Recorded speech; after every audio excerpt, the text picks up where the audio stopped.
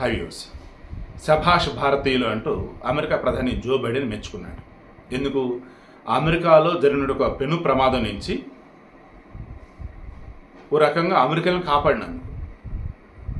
ప్రమాదం జరిగితే ఇంక దాన్ని ఆపలేం. ముందుగా అలర్ట్ కనుక జారీ చేస్తే నష్టం కొంచెం తగ్గించవచ్చు కదా. ఇదే మనోజ్ చేసింది. చిరంజీవి మెరైన్ కంపెనీ అని చెప్పి సింగపూర్ చెందింది.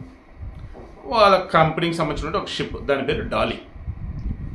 ఈ బాల్టిమోర్ పోర్ట్ నుంచి బయలుదేరింది. బాల్టిమోర్ అనేది సిటీ వచ్చేసి అక్కడ పోర్ట్ ఏరియా వచ్చేసి మేరీల్యాండ్ స్టేట్లో ఉంటుంది, అమెరికా. అక్కడ ఈ పటాప్స్కో అని చెప్పేసి ఒక రివర్, ఇది అరౌండ్ ఒక 60 కిలోమీటర్లు ఉంటుంది. మొత్తం అది వచ్చి ఉప్పు నీటిది. మామూలుగా రివర్ అనగానే మంచినీళ్ళు ఉంటాయి. బట్ ఇదేంటంటే ఈ అట్లాంటిక్ ఓషన్ కదా, మహాసముద్రం, దాని ఒక రకంగా బ్యాక్ వాటర్ లాగా ఆ టైప్ అనుకోవచ్చు. బట్ లోతు బాగానే ఉండేది, 50 అడుగుల లోతు ఉండేది. సో ఈ బాల్టిమోర్ దగ్గర పోర్టు, ఆ పోర్టు దగ్గర మొత్తం కూడా ఈ షిప్పులో పెట్టేసి నెమ్మదిగా వాటిని ఈ అట్లాంటిక్ ఓషన్లోకి పట్టుకొచ్చేసి ఇక అక్కడి నుంచి ఎటు కావాలంటే వెళ్ళిపోతారు. అమెరికా ఒక వైపు ఏమో పసిఫిక్ ఓషన్, ఒక వైపు అట్లాంటిక్ ఓషన్. ఓకే, ఇప్పుడు ఈ షిప్ వాళ్ళ కాలమానం ప్రకారం మిడ్ నైట్ 12:44 బయలుదేరు. ఆ షిప్లో ఉన్నటువంటి సిబ్బంది అంతా కూడా మన ఇండియన్సే. ఆ షిప్ కెప్టెన్, రిమైనింగ్ మొత్తం అంటారు చూసి లైక్ అంతా. షిప్ బయలుదేరిన కాసేపటికి అరౌండ్ 9 మైళ్ళ వేగంతో వెళ్తుంది. మధ్యలో లైట్లు ఆరిపోతున్నాయి, వెలుగుతున్నాయి, అండ్ పొగలు వస్తూ ఉన్నాయి. అందులో ఉన్న వాళ్ళకి మొత్తం డౌట్ వచ్చింది, పవర్ సిస్టమ్ ఫెయిల్ అయింది అనిపించింది. ఇక ఇమ్మీడియట్గా ఎస్ఓ సిగ్నల్ ఈ మేరీల్యాండ్ ట్రాన్స్పోర్ట్ డిపార్ట్మెంట్ వాళ్ళకి ఇచ్చున్నారు. అంటే S O signal is nothing but save our ship అన్నట్టు. అండ్ మేడే సిగ్నల్ కూడా అంటూ ఉంటారు. మేడే మేడే మేడే అంటారు. అంటే ఏంటంటే first mayday is for vehicle అన్నది ఏది అంటే ఈ మేడే సిగ్నల్స్ వచ్చేసి ఎమర్జెన్సీ పర్పస్ ఉన్నప్పుడు, మేము ప్రమాదంలో ఉన్నాం, మనం కాపాడినప్పుడు దీని సిగ్నల్స్ ఇస్తారు.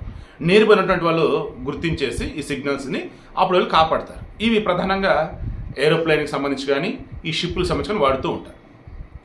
ఫస్ట్ మేడే అన్నప్పుడు ఆ వెహికల్ వచ్చేసి ఏదైతే ఉందో ఆ షిప్పా, ప్లేనా, లైక్ ఆవేనా. రెండో మేడే వచ్చేసరికి ఏమో షిప్కి సంబంధించినటువంటి వాళ్ళు లేదంటే ప్లేన్కి సంబంధించినటువంటి వాళ్ళు ఎవరు, ఏంటి, ఏం చెప్తున్నారు ఏంటి, అసలు ఎంతమంది ఉన్నారు ఏంటి, లైక్ ఆవేలో సిగ్నల్స్ అన్నట్టు అనుకోవచ్చు. 3 అసలు ఏం జరిగింది, ఏదైనా ఢీకొందా, లేదంటే ఏదైనా బ్లాస్టా, ఏదైనా ఇంజిన్ ఫెయిల్, లైక్ ఈవేలో. సో ఆ మేడే సిగ్నల్స్ కూడా వెళ్ళిపోయినాయి, ఎమర్జెన్సీ సిగ్నల్. ఇమీడియట్గా మేరీల్యాండ్ ట్రాన్స్పోర్ట్ డిపార్ట్మెంట్ అలర్ట్ అయిపోయినారు. ఆ బ్రిడ్జి వచ్చేసి ఫ్రాన్సిస్ స్కాట్ కీ బ్రిడ్జ్ అంటారు దాన్ని. ఇది పటాస్కో బ్రిడ్జ్ నది మీద ఉంటుంది. 2.6 కిలోమీటర్లు లెంత్, 4 లేన్ల రహదారి అన్నట్టు. 4 లేన్లు వెడల్పున్నటువంటి ఈ బ్రిడ్జ్ లాగా. ఓకే, అక్కడికి వచ్చేటప్పటికి నైట్ 1:30 అయింది. మేరీల్యాండ్ ట్రాన్స్పోర్ట్ వాళ్ళని అలర్ట్ చేస్తున్నారు, సిగ్నల్స్ ఇచ్చున్నారు, ఎమర్జెన్సీ తేడా ఉంది, పవర్ సిస్టమ్ ఫెయిల్ అయింది. అండ్ ఆ షిప్ వస్తున్న రూట్లోనే ఇది ఉంది. నది పైనుంచి కూడా దాదాపు అది 50 ఫీట్ 60 ఫీట్ హైట్ ఉంటుంది. కానీ పిల్లర్ నీళ్ళు ఢీకొంటే ఇంకేంది, బ్రిడ్జ్ మీద కొలాప్సే కదా. సో ఎందుకంటే అలర్ట్ చేస్తున్నారు. అటు ఇటు ఎవరైతే రాలా. నాకున్న సమాచారం అయితే ఇదే. నేను చెక్ చేసింది కూడా ఇది ఇంటర్నేషనల్ చెక్ చేశాను. బట్ మనోడు కొంతమంది అందులో కార్లు పడిపోయిన అది ఇదని అంటున్నారు. మేబీ సిగ్నల్స్ ఇవ్వడానికి ముందు ఒకళ్ళు దాని మీద కనుక 2 కనుక వెళ్ళి ఉంటే అప్పుడు ఎవరైనా ఒకళ్ళిద్దరు ఉంటే ఇది అయి ఉండొచ్చు. బట్ పాపం ఆ సమయంలో మిడ్ నైట్ 1:30 అయింది.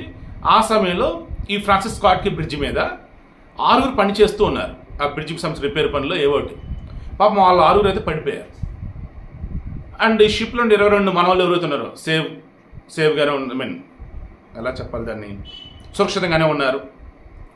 అండ్ బ్రిడ్జ్కి అటువైపు ఇటువైపు ఎక్కడో అక్కడ ఆపేస్తున్నారు కాబట్టి వాళ్ళు దీని మీద రాలేదు, వాళ్ళు సేఫ్ జోన్లోనే ఉన్నారు. పెను ప్రమాదం తప్పింది. ఇక ఇమీడియట్గా బయటనే ఏమన్నాడంటే శభాష్ ఇండియన్స్ అని మెచ్చుకుంటూ, ముందుగా మీరు చెప్పిన దాని వల్ల పెను ప్రమాదం తప్పిందిరా బాబు. ఇక ఈ బ్రిడ్జికి సంబంధించి మొత్తం ఫెడరల్ గవర్నమెంట్ మేమే పెడతాం డబ్బులన్నీ కూడా. ఈ షిప్ వాళ్ళకి జరిగింది, ఖచ్చితంగా మరి వాళ్ళ తర్వాత వసూలు చేస్తారంటే ఇంకా తర్వాత సంగతి, మేము తర్వాత చూసుకుంటాం. ముందైతే మేము ఇమీడియట్గా దీన్ని నిర్మిస్తాం అన్నారు. వాస్తవానికి ఆ ఏరియాలో మొత్తం 3 బ్రిడ్జిలు లాంటివి ఉన్నాయి. సో ఈ బ్రిడ్జ్ కోల్పోయినా కానీ మిగతా ఇబ్బంది ఏది లేదు, వేరే చోట నుంచి కూడా వెళ్ళిపోవచ్చు.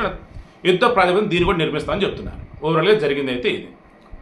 ఇంకా ఆ షిప్కి సంబంధించి అన్నప్పుడు దానికి ఇబ్బంది అయితే ఏమీ లేదు. బట్ పైనుంచి బ్రిడ్జ్ శిథిలాలు ఏవైతే షిప్ మీద పడ్డాయి అవన్నీ తీసేయాలి. అండ్ నీళ్ళలో మరి ఆ బ్రిడ్జ్ శిథిలాలు ఏమైనా ఉంటే షిప్ ముందు కదలలేదు మళ్ళీ. సో ఇంక ఇవన్నీ పెద్ద ప్రాసెస్. సో మన యొక్క ముందు జాగ్రత్త వల్ల అమెరికన్లని ఆ బ్రిడ్జి మీద రానికుండా చాలామందిని కాపాడారు. అండ్ జరిగే ప్రమాదాన్ని ఇంక మనం ఆపలేవరా బాబు అనుకున్నప్పుడు ఖచ్చితంగా అలర్ట్ చేయాల్సింది అనుకున్నారు, అలర్ట్ చేసేసారు. ఓవర్గా జరిగింది అయితే నేను జరిగింది.